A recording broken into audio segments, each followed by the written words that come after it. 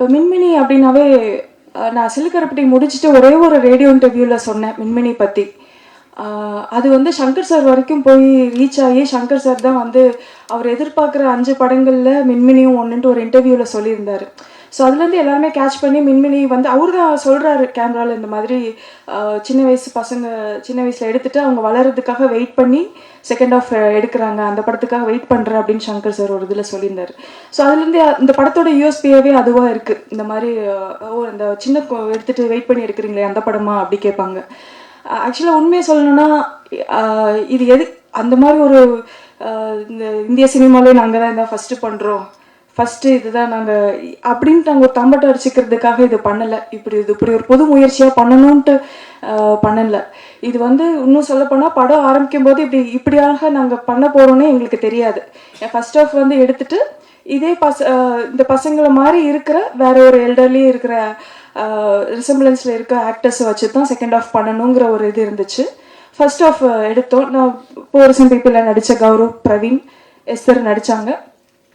First half edit இருந்து எனக்கே வந்து நம்ப முடியல, இது வந்து ஒரு கற்பனை தான், இது ஒரு கதை தான் அப்படின்னு என்னாலேயே அதை ஏற்றுக்க முடியல. ஏன்னா அவ்வளோ நேச்சுரலாக அப்படி நடிச்சிருந்தாங்க நம்ம பசங்க. இவ்வளோ நேச்சுரலான பர்ஃபார்மன்ஸஸை வந்து இவங்க சாயலில் இருக்கிற மற்ற ஆக்டர்ஸும் அப்போ இருந்தாங்க. இவங்க வளர்ந்தா எப்படி இருப்பாங்கங்கிற ஒரு அனுமானத்தில் வேறு ஆக்டர்ஸ் இருந்தாங்க. ஆனால் அவங்கள்ட்ட போகிறதுக்கு எனக்கே என் மனசாட்சிக்கே அது ஒத்து வரல. ஏன்னா இவங்க கொடுத்த ஒரு பெர்ஃபார்மன்ஸ் அவங்களால கொடுக்க முடியுமா, இவங்க எவ்வளோ ட்ரூத்ஃபுல்லாக இருந்தாங்க, அது அவங்களால பண்ண முடியுமாங்கிற கேள்வி தான் என்னை போட்டு பாதர் பண்ணிகிட்டே இருந்துச்சு. அவங்க ஒரு அடலசன்ட் பருவத்தில் இருக்காங்க, சீக்கிரம் வளர்ந்துருவாங்க, ஒரு 4 வருஷம் கண்டிப்பாக வெயிட் பண்ணால் அவங்க வளர்ந்துருவாங்க. ஸோ ஒய் நாட் நம்ம வெயிட் பண்ணி இவங்கள வச்சே பண்ணக்கூடாது. ஏன்னா நான் அசிஸ்டன்ட் டைரக்டர் ஒர்க் பண்ண படம் எல்லாமே பயங்கர டிலேயில் வந்திருக்கு. ஸோ அன்இன்டென்ஷனலாக நிறைய படம் டிலேயில் வரப்போ நம்ம ஏன் இன்டென்ஷனலாக ஒரு படத்தை நம்ம டிலே பண்ணி இவங்கள வச்சே எடுக்கக்கூடாது. அதோட ஒரே ரீசன் வந்து இவங்கள மாதிரி மற்றவங்க பர்ஃபார்ம் பண்ண மாட்டாங்க அப்படின்னு நான் தீர்க்கமாக நம்பினது தான். அது வந்து லடாக் வந்து ஒரு சொர்க்க பூமி. அந்த சொர்க்க பூமி வந்து வெறும் அந்த சினாரியோ அந்த ஒரு லேண்ட்ஸ்கேப்னாலையா இல்லை, அந்த மக்களும் அவ்வளோ அழகான மனிதர்கள் அங்கே இருக்காங்க. ஸோ அங்கே என்ன இதுனா ஒரு மனுஷன் இன்னொரு மனுஷன் அங்கே பார்க்குறதுக்கே சந்தோஷப்படுற மாதிரி ஒரு சூழல். ஏன்னா அங்கே வாழ்கிறது ரொம்ப ரொம்ப கஷ்டம், அவ்வளோ டஃப்பான டெரெயின்.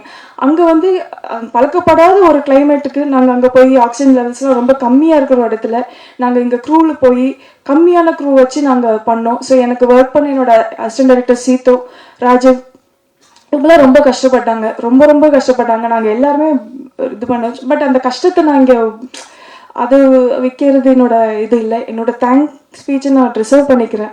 பட் பொதுமக்களுக்கு இது மூலமா நான் சொல்ல வர்றது என்ன அப்படின்னா,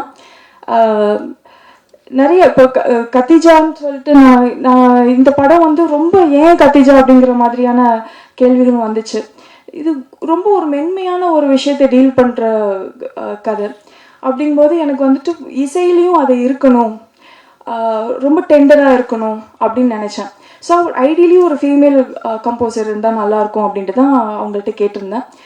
ஸோ அதுக்கப்புறம் அவங்க ஆன்போர்ட் வந்ததுக்கப்புறம் ரொம்ப பயங்கர சப்போர்ட்டிவாக இருந்தாங்க.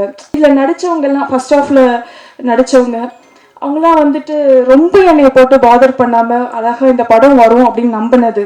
அண்ட் எஸ்தர் எவ்வளோ அழகாக சொன்னாங்க, இந்த 8 வருஷமாக அந்த கேரக்டர் அவங்க எடுத்துட்டு அதை லெட் கோ பண்ணுறப்ப அவங்க சொன்ன ஃபீல்லாம் எனக்கே ரொம்ப எமோஷ்னலாக இருந்துச்சு. ஏன்னா எப்போவுமே ஒரு விஷயம் நடக்கும், எனக்கு எஸ்தர் அப்படின்னு ஒரு பர்சனாக தெரிஞ்சாலும் அந்த கேரக்டராக வரும்போது என் கையை பிடிச்சிட்டு ஒரு கம்யூனிகேஷன் நடக்கும்.